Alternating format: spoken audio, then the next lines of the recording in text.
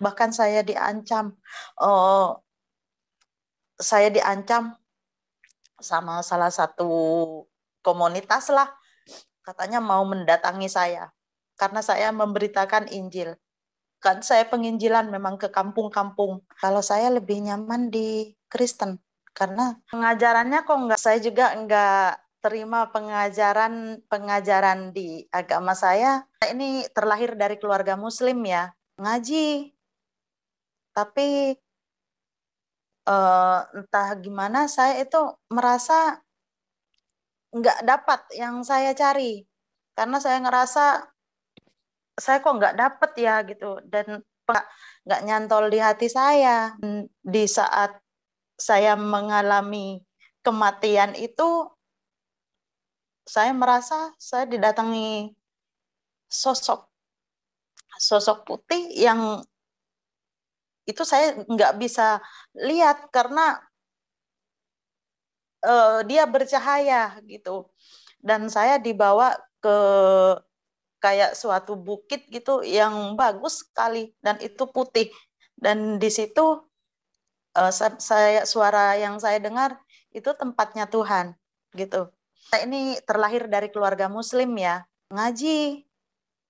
Tapi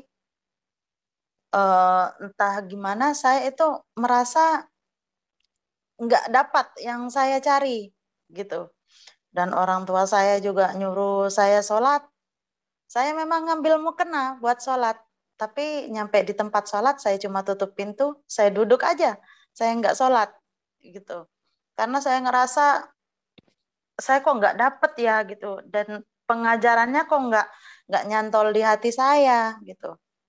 Kalau saya lebih nyaman di Kristen. Karena serentan berjalannya waktu saya baca teratap kayak gitu. Saya siapa sih Tuhan Yesus ini gitu kan. Dan saya terima Tuhan Yesus benar-benar tidak ada yang menginjili saya. Tidak ada yang membimbing saya. Tidak ada yang mengenalkan Tuhan Yesus ke saya. Jadi saya cari tahu sendiri.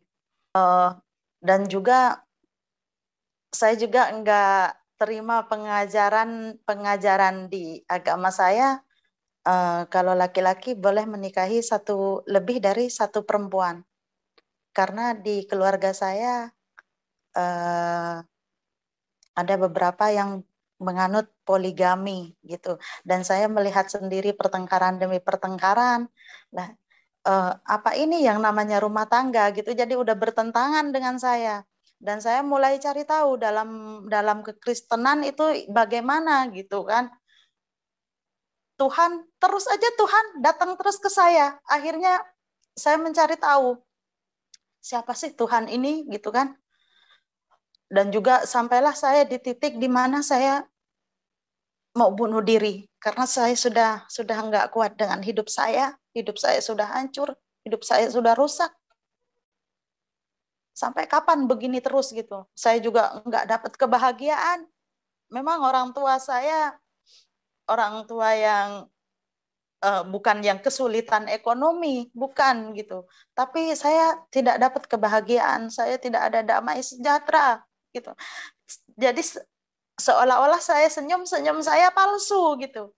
Tuhan kok begini gitu. Akhirnya dari remaja itu sampai saya menikah saya nggak bertuhan. Dan pada suatu malam saya coba mengakhiri hidup saya.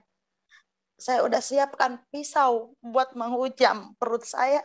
Saat saya begini, Tuhan Yesus seolah-olah dia ngomong sama saya. Dan akhirnya di situ Tuhan Yesus berasa ngomong seperti ini. Jangan lakukan itu. Aku menyayangimu, aku mengasihimu gitu. Saya kaget, saya dengar suara seperti itu, saya noleh nggak ada siapa-siapa. Akhirnya di situ saya menjerit, saya mulai lebih lagi untuk cari tahu siapa sih Tuhan Yesus ini, gitu kan. Akhirnya saya mulai baca-baca Alkitab, akhirnya ketemulah saya sama satu firman Tuhan. Yang di situ Efesus 1 ayat 7. Tuhan sudah menebus saya dengan darahnya, gitu kan. Jadi saya yang udah seburuk ini, Tuhan masih mengasihi saya, masih menebus saya, masih menebus dosa-dosa saya dengan darahnya, gitu kan. Tapi saya tidak serta-merta saya percaya, gitu kan. Karena tahu sendiri keyakinan saya kan memang dari kecil memang udah Muslim gitu. Saya nggak serta-merta percaya sama Tuhan Yesus gitu. Saya tantang Tuhan Yesus. Tuhan, kalau Engkau Tuhan, memang Tuhan, tunjukkan sama aku. Engkau itu tidak ada Tuhan. Engkau hanya halusinasi. Halusinasi saya, halusinasi juga semua orang Kristen gitu kan saya. Kalau Engkau memang ada Tuhan, tunjukkan padaku. Aku tahu Engkau itu tidak ada Tuhan. Itu jam 10 pagi saya bilang gitu sama Tuhan. Dan di hari yang sama, jam setengah 7 malam, tiba-tiba saat saya di kamar sendiri, Tuhan datang lagi ke saya. Tuhan datang lagi ke saya seolah menunjukkan, ini loh nak, ini aku Tuhanmu gitu. Saya pelan-pelan saya merangkak, saya duduk. Saya berdoa sama Tuhan, saya pegang perut saya yang usus buntu ini, karena usus buntu memang harus dioperasi. Kata dokternya kalau nggak dioperasi nanti bisa busuk kan. Saya berdoa sama Tuhan malam itu. Saya berdoa minta kesembuhan dari Tuhan Yesus. Wow, Tuhan Yesus ajaib, Tuhan Yesus luar biasa. Detik itu juga saya sembuh dari usus buntu saya. Saya sampai nggak percaya. Tuhan, bener nggak ini Tuhan? Kok aku udah nggak ngerasain apa-apa ya Tuhan gitu. Dari situlah saya semakin cinta sama Tuhan Yesus. Biarpun saya digempur dengan masalah, dengan hinaan, dengan segala macam. Saya dihina, saya dicaci, saya dihujat. Katanya saya nanti ikut Tuhan Yesus, saya bakal kualat, saya bakal apapun. Tapi saya akan tetap mengikut Tuhan Yesus. Bahkan saya diancam sama salah satu komunitas lah, katanya mau mendatangi saya karena saya memberitakan Injil. Kan saya penginjilan memang ke kampung-kampung, penginjilan ke kampung-kampung, dan itu atas biaya saya sendiri. Dan itu saya dilarang memberitakan Injil. Katanya saya mau dihakimi, mau didatangi, mau digeruduk gitu. Saya cuma berserah aja sama Tuhan. Tuhan pasti melindungi saya gitu kan. Saya bilang sama Ibu Indri, tenang, nggak usah khawatir, nggak usah panik, katanya Ibu Indri. Nggak usah panik. Tuhan Yesus melindungimu. Terus maju gitu. Saya terus maju. Saya nggak takut. Biarpun saya sudah diancam sana sini. Haleluya, puji Tuhan. Salam sejahtera dalam kasih Tuhan Yesus Kristus. Tetap semangat di dalam Tuhan dan yakin bahwa Tuhan Yesus adalah jalan kebenaran. Saudara-saudara, kali ini kita bersuka cita karena kita terus membuktikan kepada dunia ini bahwa ajaran Kristus dan implementasi dari ajaran itu sungguh sangat berdampak luas bagi kehidupan manusia. Dan itu dapat dibuktikan, saudara-saudara, lewat orang-orang yang bersaksi dalam kesaksian kali ini. Bagaimana seorang wanita yang tidak percaya lagi dengan ajarannya, yang meragukan ajarannya. Bagaimana mungkin ajaran di agamanya seperti itu? Sehingga ia kemudian menantang Tuhan, dan Tuhan Yesus menyatakan kebenaran itu kepadanya. Kebenaran itulah yang memerdekakan wanita ini, dan kemudian dia bersaksi. Nah, perlu saudara catat, dia memenangkan banyak sekali jiwa di kampung-kampung, di daerah di mana dia tinggal. Saudaraku, hal ini mungkin akan mendapat penolakan dan berkata, tidak mungkin, tidak bisa, tidak begitu ceritanya. Namun fakta telah membuktikannya. Nah, bagaimana kisah kesaksian selanjutnya? Silakan saudara ikuti, dan doa kami sudah diberkati Tuhan. Haleluya. Baik Pak, terima kasih. Awal mula saya mengenal Tuhan Yesus itu dari mulai saya remaja. Cuma saya kan tidak tahu kalau itu Tuhan Yesus kan. Jadi saya biarkan begitu aja. Itu berawal dari saya ketabrak sepeda. Itu pertama kali Tuhan Yesus datang ke saya. Itu saya posisi waktu itu masih dibilang anak-anak lah ya, kalau nggak salah itu kelas 5 SD apa kelas 6 SD gitu. Saya ditabrak sepeda, katanya saya sudah meninggal. Lidah saya sudah menjulur. Begitu mayat saya mau dibawa pulang, mau diangkat, dan di situ tangan saya bergerak, kata kata orang tua saya. Dan di saat saya mengalami kematian itu, saya merasa saya didatangi sosok sosok putih yang itu saya nggak bisa lihat karena dia bercahaya gitu. Dan saya dibawa ke kayak suatu bukit gitu yang bagus sekali dan itu putih. Dan di situ suara yang saya dengar itu tempatnya Tuhan gitu. Tapi saya abaikan begitu saja karena saya juga kan masih anak-anak juga gitu. Dan seiring berjalannya waktu, saya juga kan, oh ya sebelumnya perkenalkan saya ini terlahir dari keluarga Muslim ya. Dan waktu itu juga setelah saya sembuh, saya tetap ngaji. Tapi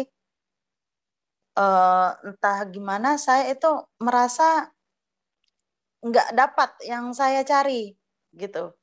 Dan orang tua saya juga nyuruh saya sholat. Saya memang ngambil mukena buat sholat. Tapi nyampe di tempat sholat saya cuma tutup pintu, saya duduk aja. Saya nggak sholat gitu. Karena saya ngerasa saya kok nggak dapet ya gitu. Dan pengajarannya kok nggak nyantol di hati saya gitu. Dan singkat cerita, saya remaja, hidup saya karena orang tua saya sibuk semua dua-duanya kan. Saya broken home, saya ngerasa kesepian, saya sering berontak sama orang tua, saya minta kasih sayang sama orang tua gitu. Saya tahu orang tua saya dua-duanya sibuk kerja itu semua demi saya. Tapi namanya saya anak remaja, saya kan pengen disayang sama orang tua kayak gitu. Karena saya nggak merasa mendapat itu, saya larinya ke narkoba, minum-minum terus, tiap hari minum-minum terus. Dan di situ hidup saya sudah buruk dan buruk sekali. Akhirnya saya, singkat cerita, saya kenal sama seorang laki-laki, beliau juga Muslim, dan kita kenal kira-kira belum 2 minggu kenal, udah memutuskan menikah. Waktu itu setelah saya menikah, saya bilang sama mantan suami saya, kalau saya lebih nyaman di Kristen, karena serentan berjalannya waktu saya baca teratap kayak gitu. Saya siapa sih Tuhan Yesus ini gitu kan? Dan saya terima Tuhan Yesus benar-benar tidak ada yang menginjili saya, tidak ada yang membimbing saya, tidak ada yang mengenalkan Tuhan Yesus ke saya. Jadi saya cari tahu sendiri. Saat saya bilang sama mantan suami saya nggak setuju gitu. Dan juga saya juga nggak terima pengajaran di agama saya kalau laki-laki boleh menikahi lebih dari satu perempuan. Karena di keluarga saya ada beberapa yang menganut poligami gitu. Dan saya melihat sendiri pertengkaran demi pertengkaran. Nah, apa ini yang namanya rumah tangga gitu. Jadi udah bertentangan dengan saya. Dan saya mulai cari tahu dalam kekristenan itu bagaimana gitu kan. Dan di situ biarpun saya udah menikah juga suami juga latar belakangnya sama saya juga. Dia suka minum juga, suka narkoba juga gitu. Akhirnya amburadul lah hidup saya. Dan Tuhan Yesus beberapa kali datang ke saya, tapi saya membiarkan gitu aja Tuhan Yesus. Dan saya juga tetap dengan kehidupan saya yang mabuk tiap hari. Saya sampai terkenal di kampung saya. Sampai terkenal saya ini perempuan pemabuk. Karena memang tiap hari saya mabuk, mabuk, mabuk, dan mabuk terus. Tiada hari tanpa saya mabuk. Di mana di situ ada pesta minum-minuman. Dan saya datang. Dan itu pun saya sampai jarang pulang. Gitu. Dan pada saat itu Tuhan, terus aja Tuhan datang terus ke saya. Akhirnya saya mencari tahu siapa sih Tuhan ini gitu kan. Dan juga sampailah saya di titik di mana saya mau bunuh diri karena saya sudah nggak kuat dengan hidup saya sudah hancur, hidup saya sudah rusak. Sampai kapan begini terus gitu? Saya juga nggak dapat kebahagiaan. Memang orang tua saya orang tua yang bukan yang kesulitan ekonomi, bukan gitu. Tapi saya tidak dapat kebahagiaan, saya tidak ada damai sejahtera gitu. Jadi seolah-olah saya senyum saya palsu gitu. Tuhan kok begini gitu.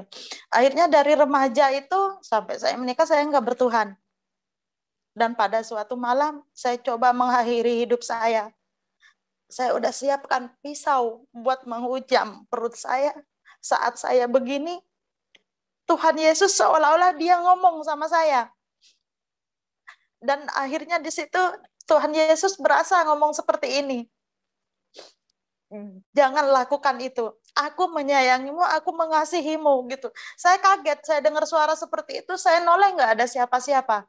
Akhirnya di situ saya menjerit, saya mulai lebih-lebih lagi untuk cari tahu siapa sih Tuhan Yesus ini, gitu kan. Akhirnya saya mulai baca-baca Alkitab dan tahu sendiri kan kehidupan para narkoba itu seperti apa. Ya seks bebas semuanya sudah dilakukan. Hal yang paling buruk yang apa sih yang nggak pernah saya lakukan? Semua saya lakukan gitu. Akhirnya ketemulah saya sama satu firman Tuhan yang di situ Efesus 1 ayat 7. Tuhan sudah menebus saya dengan darahnya gitu kan.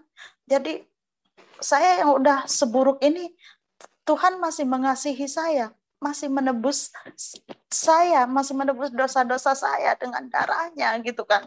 Tapi saya tidak serta-merta saya percaya gitu kan. Karena tahu sendiri keyakinan saya kan memang dari kecil memang udah muslim gitu. Saya nggak serta-merta percaya sama Tuhan Yesus gitu. Akhirnya sampailah pada satu titik saya ini yang namanya saya ateis, saya nggak bertuhan waktu itu. Saya sampailah di satu titik, saya bilang sama Tuhan, saya tantang Tuhan Yesus.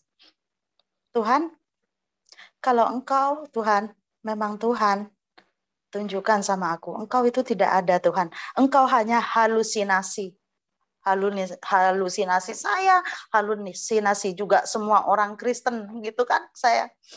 Kalau Engkau memang ada Tuhan, tunjukkan padaku. Aku tahu Engkau itu tidak ada Tuhan. Itu jam 10 pagi saya bilang gitu sama Tuhan. Dan di hari yang sama, jam setengah 7 malam, tiba-tiba saat saya di kamar sendiri, Tuhan datang lagi ke saya. Tuhan datang lagi ke saya seolah menunjukkan, ini loh nak, ini aku Tuhanmu gitu. Saya ngerasa ada sinar putih gitu, bercahaya. Dan di situ saya nangis sejadi-jadinya. Oke Tuhan, gitu. Tuhan. Tapi saya juga waktu itu nggak serta-merta juga. Saya terima Tuhan Yesus gitu. Waktu, nah sebelum itu saya sempat sakit, masuk rumah sakit, dan di situ dokter dan saya nggak sadar, dan dokter kata keluarga saya, dokter sudah memvonis saya sudah tidak akan bisa sadar lagi. Dokter sudah angkat tangan gitu. Biarpun masih cuma hidup saya cuma tergantung mujizat Tuhan. Dokternya bilang seperti itu. Hidup saya biarpun nanti saya bisa sadar, saya akan tuli dan buta gitu kan. Dan satu hari itu saya habis infus antara 7, kalau nggak 7, 8. Begitu terus setiap hari. Akhirnya papa saya memutuskan untuk memindahkan saya ke rumah sakit yang lebih besar. Tapi sebelum pemindahan saya sadar. Dan di situ saya sadar saya nggak ingat siapa diri saya kan. Baru selang beberapa jam baru saya ingat gitu siapa diri saya. Dan di saat nggak sadar itulah Tuhan Yesus juga menemui saya. Saya merasa dibawa ke tempat yang bangunannya indah sekali. Bangunannya indah sekali dan itu ada beberapa bangunan. Dan Tuhan Yesus menunjukkan satu persatu bangunan itu, gitu loh. Ini loh nak, bangunan ini gitu. Tapi itu yang bangunan paling terakhir, yang paling ujung itu bangunan yang paling besar dan yang paling bagus, gitu kan. Kalau engkau bisa mencapai ke situ, gitu katanya Tuhan Yesus, engkau akan bersamaku, gitu kata Tuhan ke saya. Tapi orang-orang yang aku bawa ke sini biasanya tidak sampai, kebanyakan tidak sampai. Belum setengahnya saja sudah menyerah gitu kan. Katanya Tuhan Yesus gitu.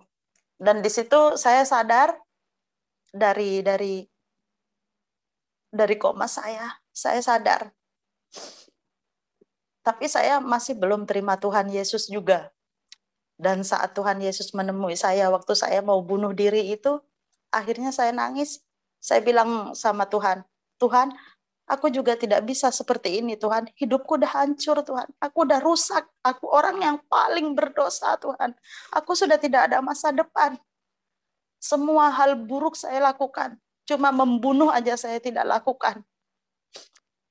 Hal-hal terburuk di dunia ini semua sudah lakukan. Tuhan, oke Tuhan. Saya negosiasi lagi sama Tuhan. Terus saya bilang gini, oke Tuhan, saya akan datang ke 2 tempat ibadah Tuhan. Datang ke masjid dan datang ke gereja Tuhan. Di mana di situ saya mendapatkan damai dan hati saya bergetar, disitulah Tuhan saya. Gitu saya. Akhirnya saya datang ke masjid. Saya lihat orang-orang ngaji. Saya lihat sampai saya duduk lihat orang-orang ngaji di situ sampai lama. Saya nggak merasakan apa-apa. Akhirnya saya pulang. Oke, sekarang Tuhan, aku mau ke gereja. Gitu kan. Saya belum masuk ke pintu gereja, saya baru di halaman gereja. Saya di situ udah nangis sejadi-jadinya, saya merasakan hadirat Tuhan. Terus saya masuk ke gereja. Saya bilang sama Tuhan, Tuhan, disinilah memang tempatku Tuhan. Aku tidak peduli Tuhan, mau aku berdosa atau apapun Tuhan. Mau apapun yang terjadi dalam hidupku, aku nggak peduli Tuhan. Aku mau mengikut Engkau Tuhan. Aku mau jadi anakmu Tuhan. Gitu saya. Jadi saya ikut Tuhan Yesus secara sembunyi-sembunyi. Jadi di rumah biarpun saya disuruh sholat, saya tidak pernah sholat. Memang saya ambil mukena tapi saya duduk gitu. Saya merenung. Saya berpikir tentang Tuhan Yesus terus gitu kan. Akhirnya lama kelamaan juga kan nggak mungkin saya sembunyi-sembunyi terus. Tuhan mulai membuka mata saya, membuka pikiran saya gitu kan. Kalau saya ini harus total mengikut Tuhan Yesus gitu. Dan singkat cerita saya sudah tidak di rumah lagi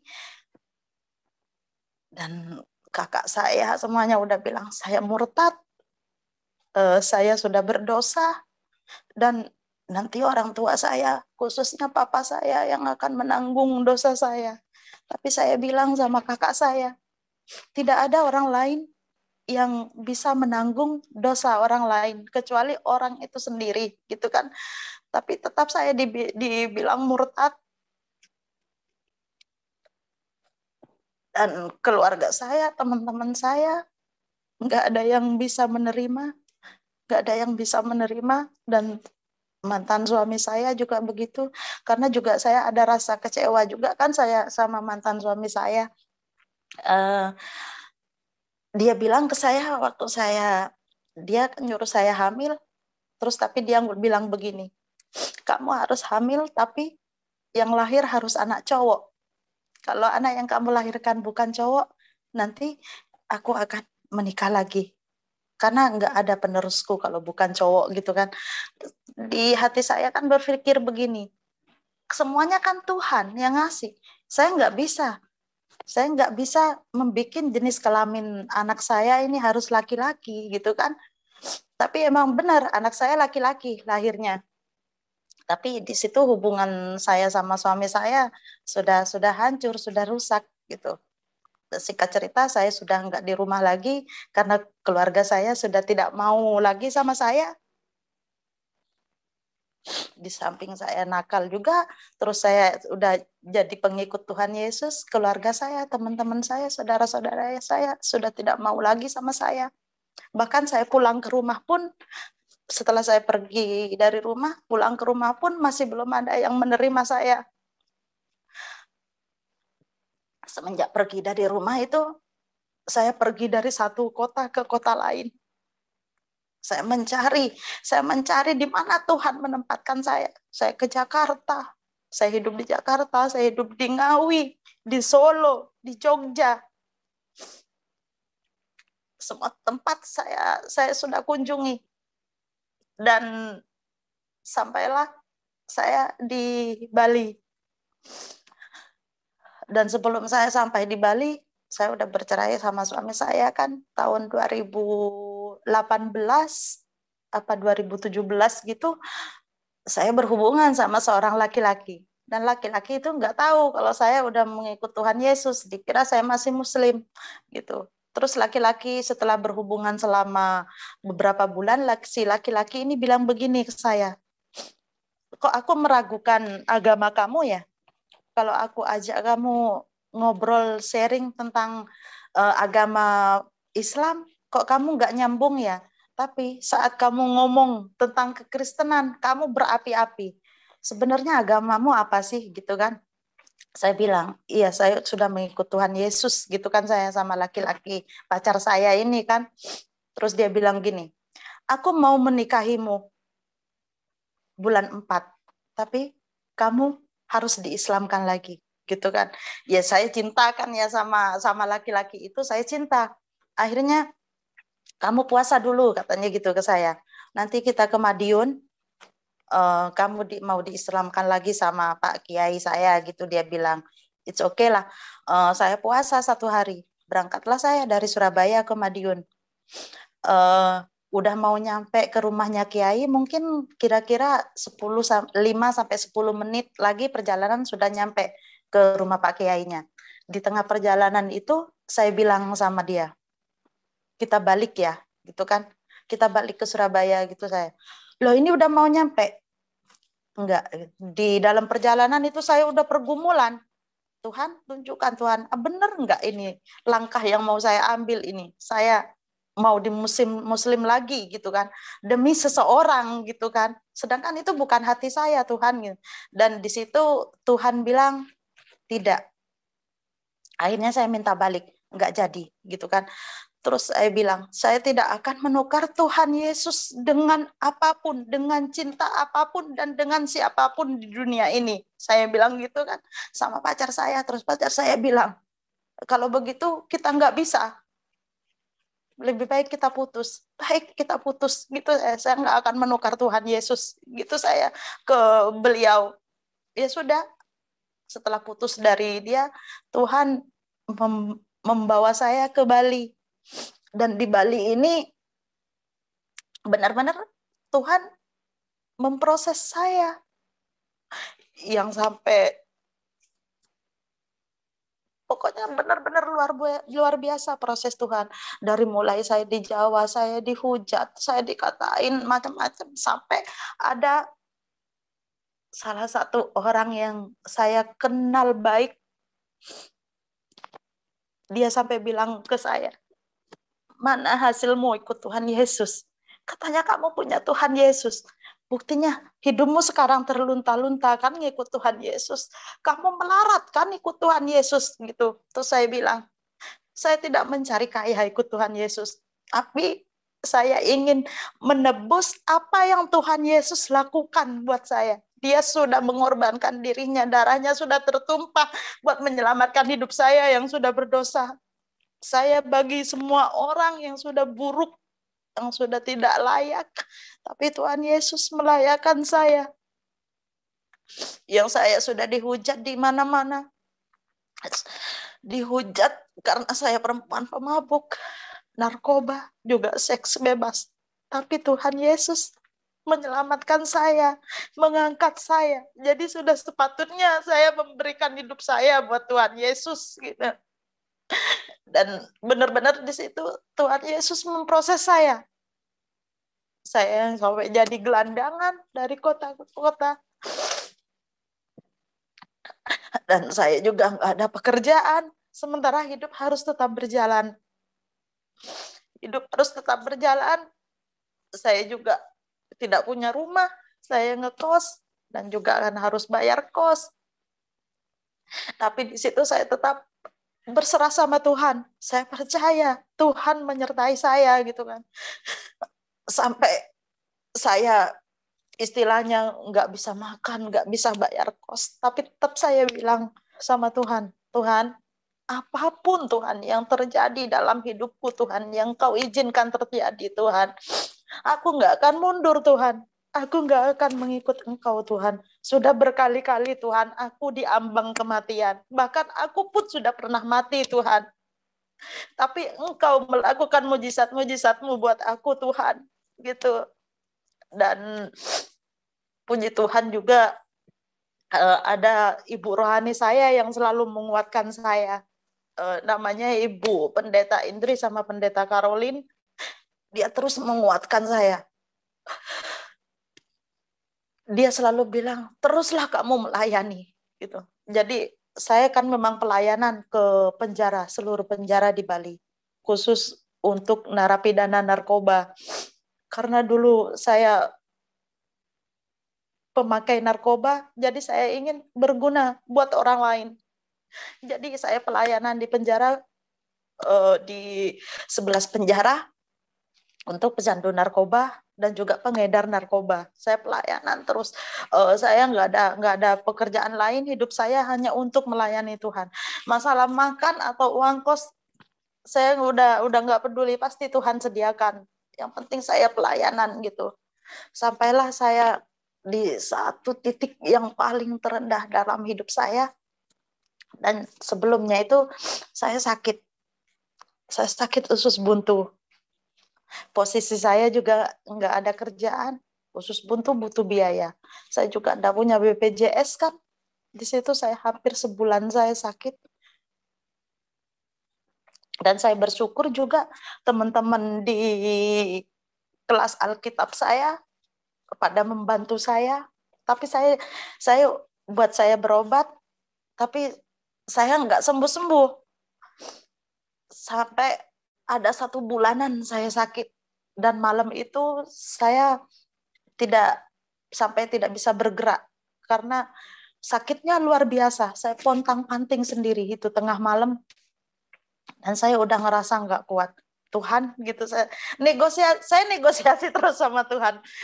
Nggak tahu saya udah ngerasa Tuhan itu segalanya, Tuhan itu sahabat saya, Tuhan itu bapak saya gitu. Jadi saya kayak ngobrol terus itu sama Tuhan. Tuhan, jangan ambil nyawaku sekarang ya Tuhan.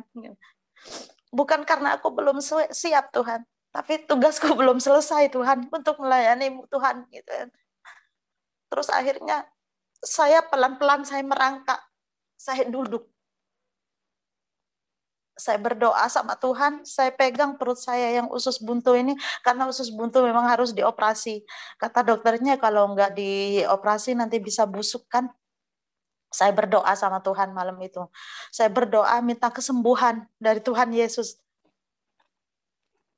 Wow, Tuhan Yesus ajaib, Tuhan Yesus luar biasa. Detik itu juga saya sembuh dari usus buntu saya. Saya sampai nggak percaya. Tuhan, bener nggak ini Tuhan? Kok aku udah nggak ngerasain apa-apa ya Tuhan gitu. Dari situlah saya semakin cinta sama Tuhan Yesus. Biarpun saya digempur dengan masalah, dengan hinaan, dengan segala macam. Saya dihina, saya dicaci, saya dihujat. Katanya saya nanti ikut Tuhan Yesus, saya bakal kualat, saya bakal apapun. Tapi saya akan tetap mengikut Tuhan Yesus. Bahkan saya diancam sama salah satu komunitas lah, katanya mau mendatangi saya karena saya memberitakan Injil. Kan saya penginjilan memang ke kampung-kampung, penginjilan ke kampung-kampung, dan itu atas biaya saya sendiri. Dan itu saya dilarang memberitakan Injil. Katanya saya mau dihakimi, mau didatangi, mau digeruduk gitu. Saya cuma berserah aja sama Tuhan. Tuhan pasti melindungi saya gitu kan. Saya bilang sama Ibu Indri, tenang, nggak usah khawatir, nggak usah panik, katanya Ibu Indri. Nggak usah panik. Tuhan Yesus melindungimu. Terus maju gitu. Saya terus maju. Saya nggak takut. Biarpun saya sudah diancam sana sini.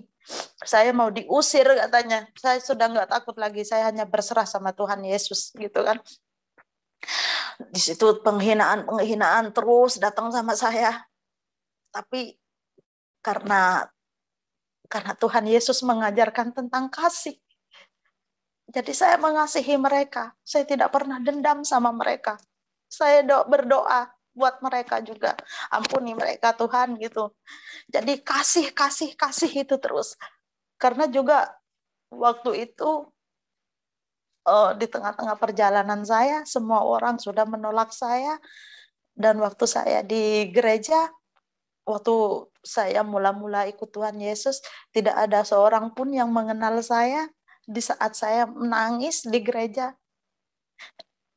ada beberapa orang yang langsung tumpang tangan buat saya, berdoa buat saya tanpa tahu saya ini siapa, tanpa tahu kalau saya ini orang yang amat berdosa, amat buruk di dunia ini. Bahkan menurut mata manusia, saya ini orang yang memang udah benar-benar nggak layak gitu. Karena buruknya saya. Tapi Tuhan mengangkat saya. Itulah, saya terima kasih banget sama Tuhan Yesus. Tuhan sudah memilih saya. Itu syukurnya sudah luar biasa bagi saya. Dan saya pernah sampai mengalami titik terendah. Saya tidak bisa makan. Saya tidak bisa bayar uang kos. Tapi Bu Indri selalu bilang ke saya, bilang begini, kamu tidak usah pikirin itu. Tidak usah, kalau memang Tuhan menempatkan kamu di situ. Kalau Tuhan sudah menempatkan kamu di situ, Tuhan pasti punya rencana yang baik buat kamu, rencana yang indah buat kamu, gitu kan? Selalu Bu Indri. Bu Indri ini orangnya keras sama saya. Kalau saya sudah lemah, saya udah nangis-nangis, dia selalu telepon saya.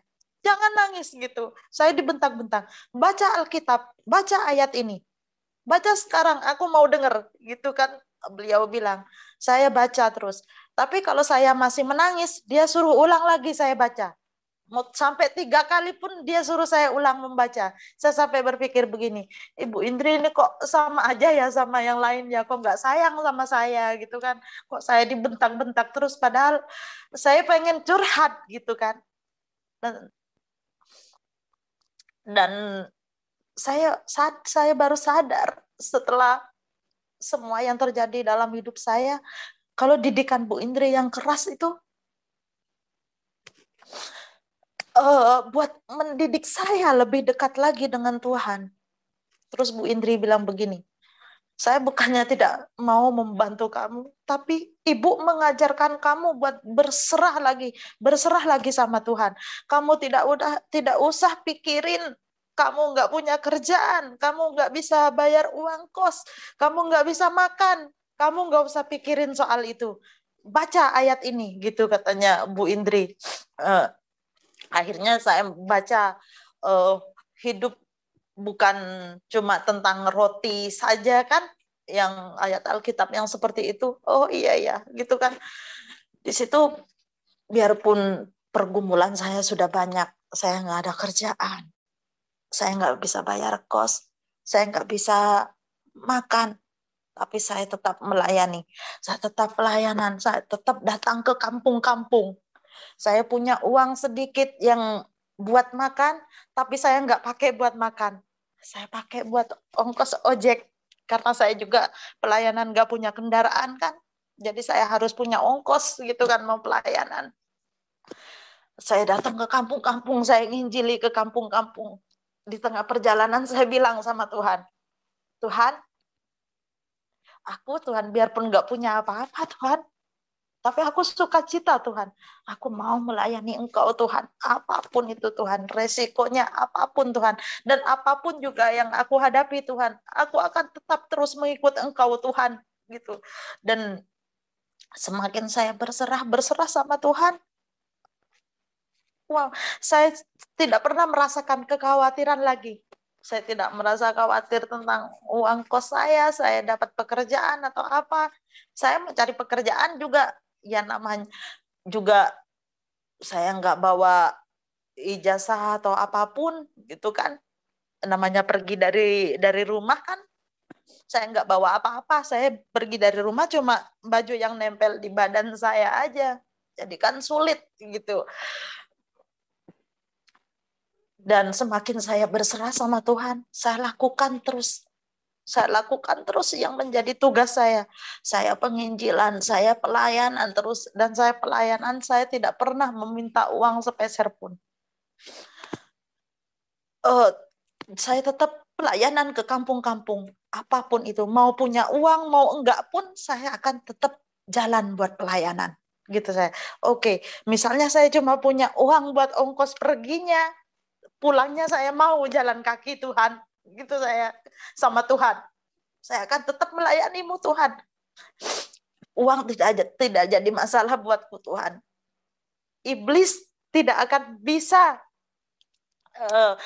iblis tidak akan bisa mengobrak-ngabrik ini untuk menghalangiku untuk melayanimu Tuhan gitu. Saya terus berserah sama Tuhan, terus berserah sama Tuhan, dan puji Tuhan, Tuhan pakai saya lebih dan lebih lagi. Saya dikasih karunia sama Tuhan di saat saya benar-benar berserah sama Tuhan. Dan sekarang saya menjadi pendoa syafaat di salah satu kantor yang ada menara doanya, gitu. Dan saya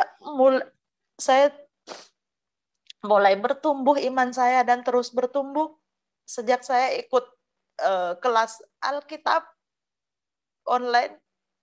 Dan di situ Ibu Indri sama Bu Karolin benar-benar menggempur saya. Saya nggak henti-hentinya berterima kasih sama Tuhan Yesus. Oh, ini semua rencana Tuhan. Tuhan mengutus seseorang yang benar-benar berpegang teguh sama firman Tuhan. Dan kalau dulu saya mau melakukan apapun, yang penting saya baik di depan manusia. Saya nggak peduli. Di depan Tuhan saya nggak peduli. Yang penting saya baik di depan manusia. Kalau sekarang saya sudah begini, nggak apa-apa saya dinilai buruk sama manusia. Yang penting Tuhan berkenan atas saya. Yang penting saya sudah hidup melakukan firman Tuhan yang diajarkan dalam firman Tuhan. Yang penting saya tidak melenceng. Itu terus saya terus minta bimbingan Tuhan. Tuhan itu luar biasa. Saya tidak tahu lagi seandainya Tuhan Yesus tidak menangkap saya, tidak memilih saya tidak tahu hidup saya seperti apa sekarang. Dan saya kalau ingat itu, ingat kebaikan Tuhan Yesus yang beracara dalam hidup saya nggak bisa menahan air mata saya. Tuhan Yesus benar-benar luar biasa. Dan saya mau mengabdikan hidup saya hanya untuk Tuhan, untuk memuliakan Tuhan. Dan juga biarpun saya dapat beasiswa untuk sekolah teologi, saya nggak ambil. saya minta Tuhan bimbing Tuhan gitu kan. Tapi Tuhan bilang, "Oh, saya merasa enggak, saya nggak mau sekolah teologi gitu kan. Saya saya hanya pengen melayani Tuhan gitu kan. Saya hanya pengen melayani Tuhan, memberitakan Injil gitu aja. Saya dalam hidup saya nggak pernah pengen jadi apa atau jadi apa atau terkenal. Saya nggak pengen seperti itu. Saya hanya ingin memuliakan Tuhan. Biarlah Tuhan yang semakin ditinggikan, saya semakin rendah gitu aja saya di kehidupan saya ini. Karena kita juga nggak tahu hidup ini sampai kapan. Waktunya sudah semakin dekat gitu kan. Bisa saja saya meninggal hari ini juga saya bisa. Terus, dan Tuhan pada saat saya penyembahan, Tuhan mengizinkan saya melihat kematian. Dan di situ benar-benar mengerikan gitu. Kalau kita tidak mengenal Tuhan, gitu. Saya percaya Tuhan Yesus adalah Tuhan dan satu-satunya juru selamat untuk menuju ke surga. Makanya saya sekarang mengejar itu. Karena standar untuk masuk surga itu tinggi standarnya. Saya lagi sedang mengejar itu. Saya hanya ingin mengejar perkenanan Tuhan. Saya tidak peduli saya dibuang sama teman-teman saya, sama keluarga saya, sama siapapun. Saya tidak peduli. Dan juga saya tidak peduli, saya nggak punya harta juga saya nggak peduli. Tuhan Yesus juga, dia nggak mempunyai tempat tinggal, tapi dia di surga. Itulah, saya nggak mencari harta di dunia, saya hanya mencari harta di surga. Perkenanan Tuhan yang saya cari, itu aja. Dan puji Tuhan, biarpun saya nggak punya keluarga, saudara-saudara seiman sayang sama saya. Semuanya peduli sama saya. Sampai waktu itu saya sempat mau diusir, saya mau dihakimi kan sama orang seberang. Saya mau dihakimi. Tiba-tiba malam-malam Pak Muhammad KC telepon saya. Saya kaget, saya tanya, ini siapa? Oh, saya Pak KC gitu kan. Tahu sama siapa Pak? Nomor saya gitu kan saya. Dari malaikat. Pak KC bilang begitu ke saya. Saya bilang, puji Tuhan gitu kan. Ternyata banyak ya Tuhan ya yang Engkau utus buatku ya Tuhan ya gitu, buat melindungi aku gitu. Dan itu benar-benar luar biasa gitu loh. Tuhan Yesus benar-benar luar biasa. Saya tidak tahu kalau Tuhan Yesus tidak menangkap saya, tidak menebus saya, entah apa jadinya hidup saya. Dan biarpun sampai saat ini saya masih belum diterima sama keluarga saya yakin Tuhan Yesus punya rencana yang indah buat saya. Itu Pak. Puji Tuhan, Tuhan memberkati saudara. Sampai berjumpa lagi dalam program acara kami selanjutnya. Kita tetap selalu terhubung di dalam doa. Jangan lupa untuk tetap bersemangat dan dukung kami selalu. Yang belum subscribe, like, komen, dan saudara dapat men-sharekannya kepada rekan-rekan atau kepada sobat kenalan atau apapun ya media yang saudara punya untuk men-share. Sampai berjumpa, Tuhan Yesus memberkati. Shalom.